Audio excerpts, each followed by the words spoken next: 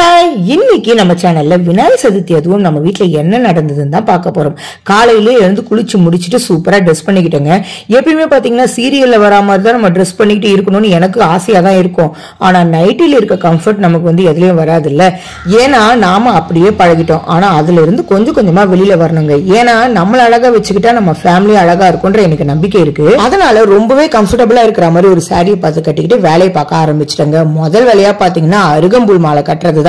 பொதுவா அருகம்புல்ல மாலையா தான் கட்டி நாங்க விநாயகருக்கு வருஷம் போடுவோம். எங்களுக்கு வேற பக்கத்திலேயே கழனி இருக்குங்களா, அதனால வந்து எங்களுக்கு ஈஸியா வேற கிடைச்சிடும்.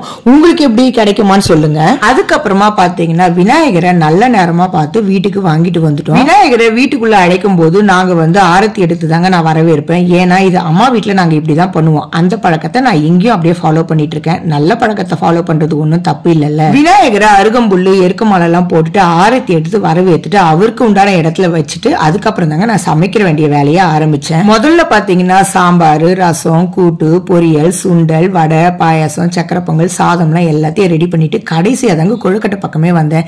ஏன்னா வந்து விநாயகருக்கு பிடிச்சத பார்த்து ரொம்ப அழகா பண்ணணும்ல. அரிபரியா பண்ணா வந்து அவருக்கும் மனசு கஷ்டமா இருக்கும், நமக்கும் வந்து திருப்தி இல்லாம இருக்கலாம். அதனால கடைசியா தான் நான் பண்ண ஆரம்பிச்சேன். இதுல வந்து முக்கியமான விஷயம் என்னன்னு பாத்தீங்கன்னா இந்த வாட்டி நான் வந்து பிள்ளையார்பட்டி கொழுக்கட்டை தாங்க ட்ரை பண்ணேன். சொல்லவே வேணாங்க, செம்ம டேஸ்டாவும் இருந்தது, ரொம்ப அழகா வந்தது, கூடவே ஈஸியாவும் இருந்தது. பண்ணிட்டு கொஞ்சமா வந்து பூர்ண கொழுக்கட்டை பண்ணேன்.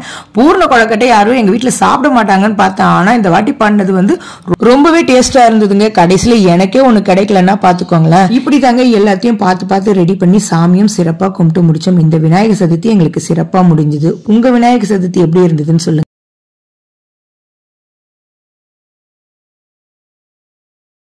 என்னதான் விநாயகரை காலையில இருந்து அழகுபடுத்தி அவருக்கு பிடிச்சதெல்லாம் விதவிதமா செஞ்சு வச்சு படையலும் போட்டு முடிச்சாலும் ஈவினிங் வந்தவொடனே அவரை கரைக்கணும்ன்றது தாங்க நம்ம சம்பிரதாயம். இந்த சடங்கு சம்பிரதாயம்னுட்டு எல்லாத்தையும் நம்ம மூட நம்பிக்கைன்னு மேல்புறமா பேசினாலும் அதுல 1000 விதமான ஆக்கப்பூர்வமான விஷயமும் அறிவியல் பூர்வமான விஷயமும் நிறைய இருக்குங்க.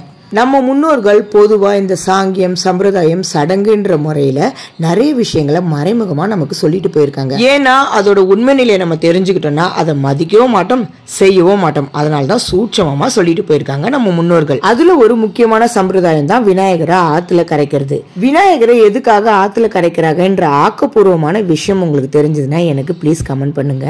எங்க வீட்டு பக்கம் ஆறு இல்லாதால் தான் நாங்க வந்து குளத்துல கரைக்கிறதுக்கு இப்போ வந்திருக்கோம். அழகா கற்பூரமும் ஏத்தி கடைசியா விநாயகரை நல்லா பார்த்து ரசிச்சுட்டு அதுக்கப்புறம் அவரை வந்து கரைச்சிட்டோம். நாங்கள் வீட்டுக்கு கிளம்பி வந்துட்டோங்க. ஈவினிங் ஒரு 7 மணிக்கு மேலே எங்க ஊர் விநாயகர் வந்து ஊர்வலம் வருவார். சரி, அவருக்கு எல்லாத்தையுமே ரெடி பண்ணணும்ட்டு அவருக்கு தேவையான துண்டுங்க ரெடி பண்ணிட்டு அதுக்கப்புறமா கொஞ்சம் பிரசாதமா வந்து சுண்டலையும் ரெடி பண்ணி ரெடியா காத்துக்கிட்டு இருந்தோம். விநாயகரும் பாத்தீங்கன்னா ரொம்ப அழகா வீதி உலா வந்துட்டு இருந்தாருங்க. இதுல ஹைலைட் என்ன பாத்தீங்கன்னா எல்லார் வீட்லயும் வந்து ஆரத்தி தட்டு கொடுப்பாங்க. அதனால நாங்க வாசல் எல்லாம் பெருக்கிட்டு பெரிய கோலமா போட்டு தட்டோட காத்துக்கிட்டு இருந்தாங்க. ஏன்னா நம்ம வீட்டாண்ட வர விநாயகருக்கு நாம வந்து மரியாதை செலுத்தணும் அப்படின்ட்டு அதே மாதிரி நம்ம வீட்டாண்ட வரும்போது தட்டெல்லாம் கொடுத்துட்டு கூடவே வந்து பிரசாதத்தையும் வந்து இருந்தவங்க எல்லாருக்கும் வந்து கொடுத்துட்டு இருந்தோம். ரொம்பவே சந்தோஷமா இருந்துச்சு. நாம நிறைய பண்டிகை கொண்டாடுறோம். அந்த ஒவ்வொரு பண்டிகைக்கும் தனி சிறப்புகள் இருக்குங்க. ஆராய்ச்சி பார்த்தாதான் நமக்கு தெரியும். அதுல விநாயகர் சதுர்த்திக்கும் தனி தத்துவமே இருக்குன்னா பாத்துக்கோங்களேன்.